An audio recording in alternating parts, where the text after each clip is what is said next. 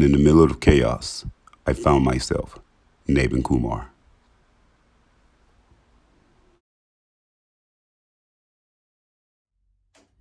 Hey, what's going on, everybody? How we been?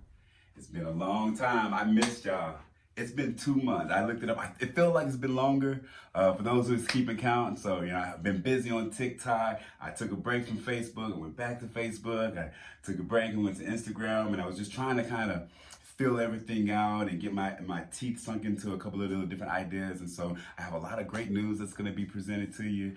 I have new shirts coming up, right? So we got sales for shirts. We have sales for masks. I offer services now.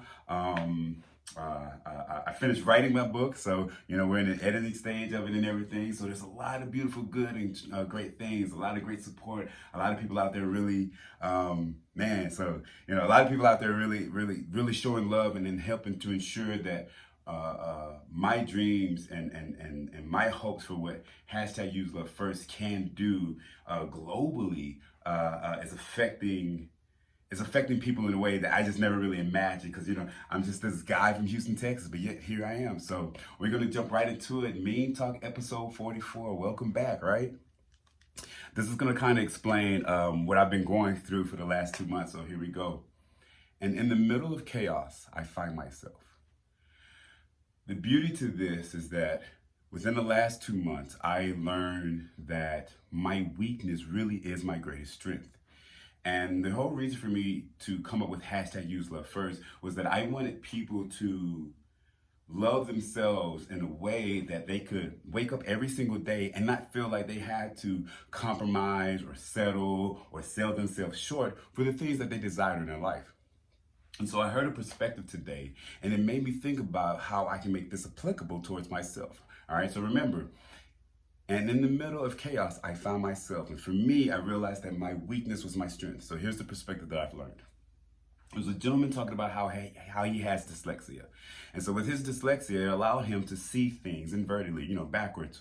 And it allowed him to do that with the things he heard as well. And so he had his friends in school, they would tell him his perspective on what it is that they read. And because of that, that allowed him to get a different perspective on top of the perspective that they had. So now he has their perspective, right? Then he has his new perspective. And then he would take the perspectives of everybody else and come up with his own combination, right? Come up with his own solution. And he would submit his paper off of what everybody else has said and get an A. And so I started to realize that for me, it was the same thing emotionally. And so for me, I allowed people to hurt me, but a lot of people thought that I was letting people hurt me because I was naive to their actions, or I didn't understand, or I was soft or weak, and that wasn't the case.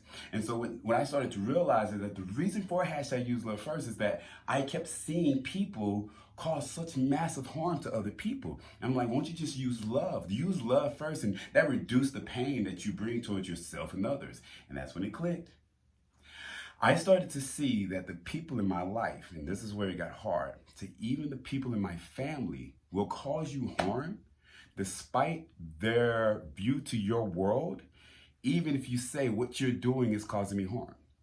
And when it's a family member, it gets to the point where you feel like, what can I do? Whether it's a significant other, a child, a best friend, whatever the case may be, what do you do when the person you say that you love so adamantly, so deeply, what do you do when that person is continuously and purposely hurting you? And that was a hard lesson. And so during these last 2 months, I continuously kept falling into that. And then I started to see that the issues that I was having, it wasn't the same as it was in the past. Like, these lessons that I was learning from these issues were like final puzzle pieces to the aha moment of, I've been letting people hurt me and I never said anything. Not so much as like the boo-hoo, cry me, more so of the fact that I never took the time out to express to people that what you were doing was harmful to me, because I was afraid of hurting people's feelings. I was afraid of hurting or saying something that they might not like. I was so afraid of doing that this cost me members of my own family. By them seeing how other people treated me, thinking that this was okay as a behavior, they decided to go ahead and do the same thing. And so now I'm faced with this opposition. Like, what do you do to people in your life who are purposely hurting you? This is the bed that I've made, if you will. And these are the consequences that I've had to sleep with. But it's not so much where I feel like the consequences are negative. I changed my perception and I realized that despite the issues and the angers and the frustration and the screaming and the yelling and the divorces and all these other different things, there's something beautiful in there.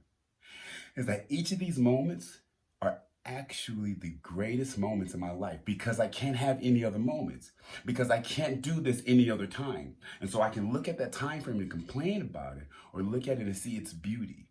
And in the midst of that chaos, I started to realize that I've had a very beautiful life.